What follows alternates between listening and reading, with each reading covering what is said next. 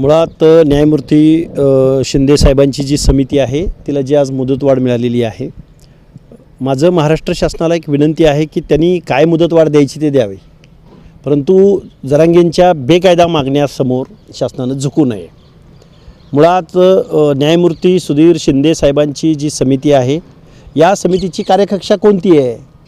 मराठा कुणबी, कुणबी मराठा, तपशील, अभिलेखे तपासणं, गॅजेटियर तपासणं इथंपर्यंत ठीक आहे, पण याच्या पलीकडे जाऊन मराठ्यांना कुणबी ठरवणं किंवा कुणब्यांना मराठा ठरवणं किंवा मराठा कुणबी असं एकत्रित करून मागास ठरवणं किंवा दाखला देण्यासंदर्भात मला वाटतं ही कार्यकक्षा शिंदे समितीची नाही.